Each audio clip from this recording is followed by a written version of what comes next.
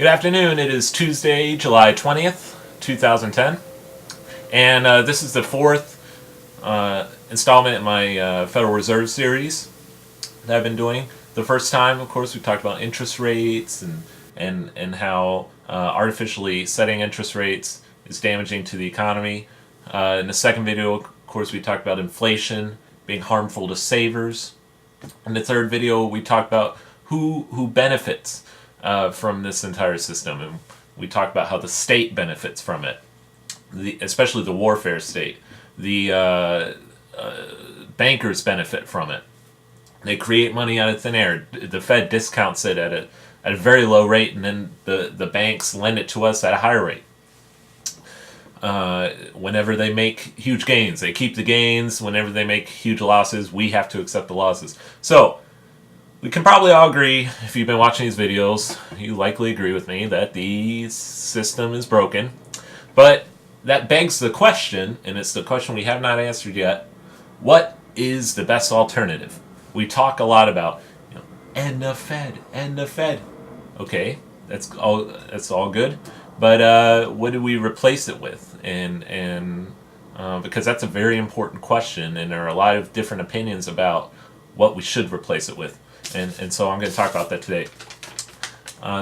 In my view, sorry about the crinkled paper, there are four major alternatives, and there may be more, but these, in my view, would be the four most prominent alternatives. And I've started with the most conservative one, the most conservative alternative to our current system, and then gradually get more radical. So, first alternative wouldn't even entail ending the Fed completely. It would mean making the Fed readopt the gold standard and be subject to an audit by Congress, a thorough audit from Congress. Now, this is better than the system we have now. It would prevent the Fed from going completely out of control, like it has in the last 2 years, and an audit would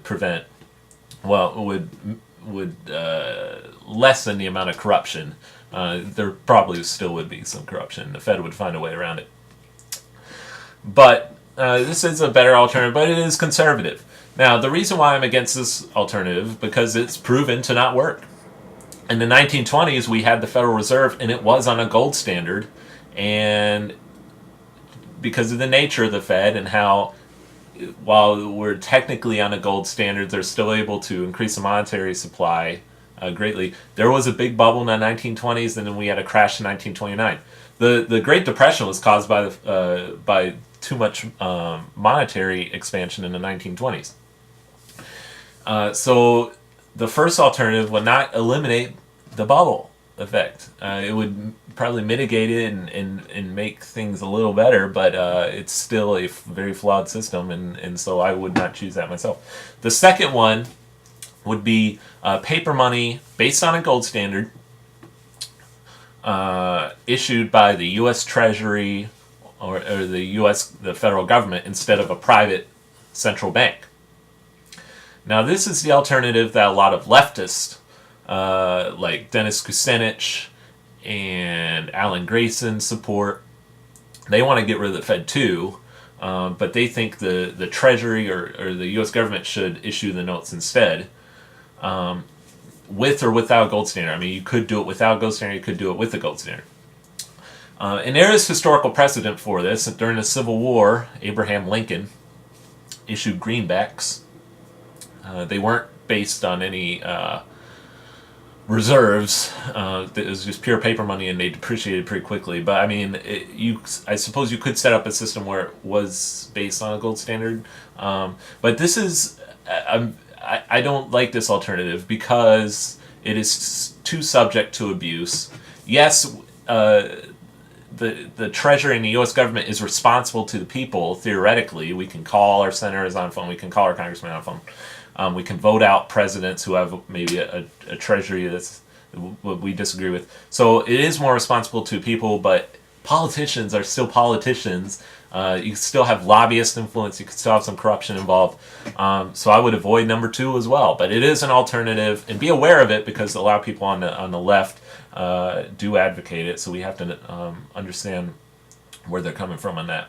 The third one is by far the most radical, and it's the position held by Murray Rothbard and some of these guys, and that's a 100% gold and silver currency. And I've talked about this in previous blogs, so if you want to know more about it, you can check that.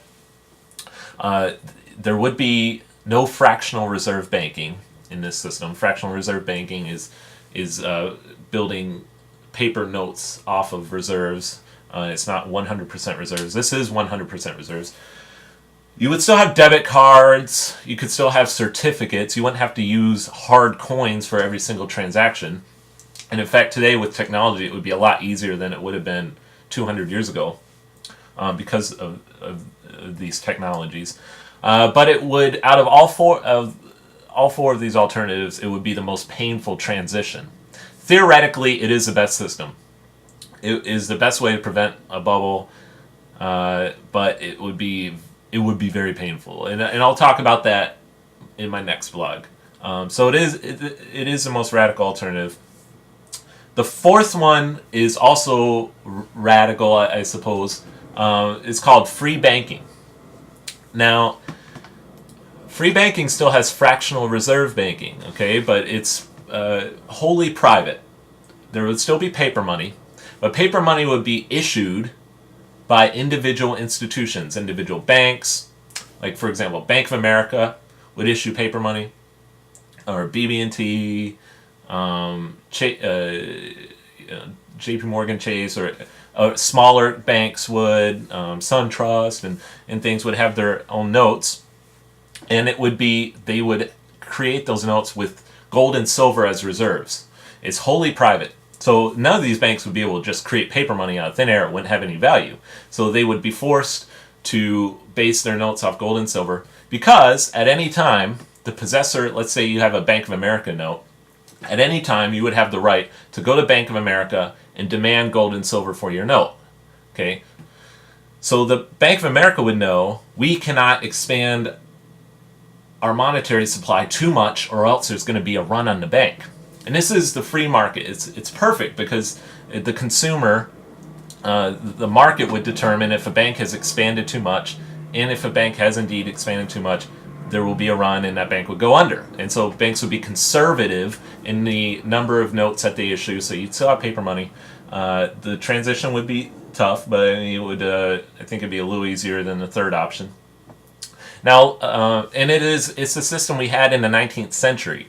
Now, in the 19th century, it wasn't a perfect free banking system. Sometimes the U.S. government or the banks would suspend specie redemption because they didn't want to go bankrupt, and that was wrong. But that created some of the panics we saw in the 19th century.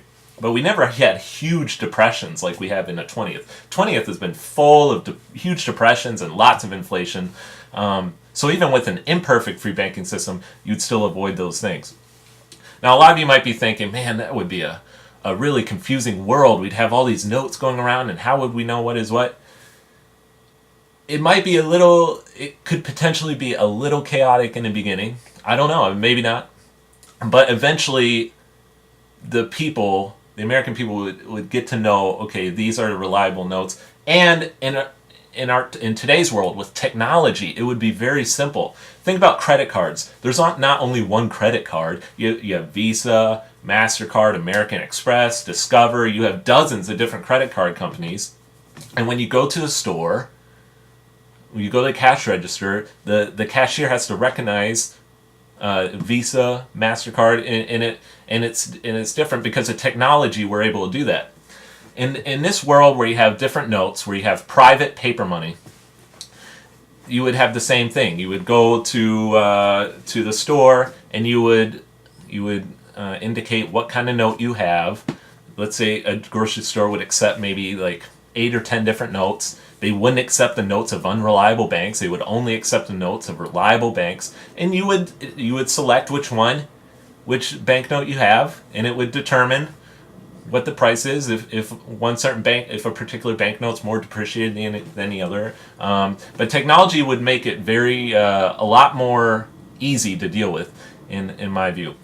Anyway, next blog I'm going to talk about the implications of moving to any of these four systems to just a gold standard in general. It's not an optimistic outlook. But either way, there's not much optimism coming from any corner. But hope you learned something from this blog today. Leave some comments and tell me what you think, which alternative you think would be the best. I'd like to hear your opinion, and I look forward to talking with you guys later.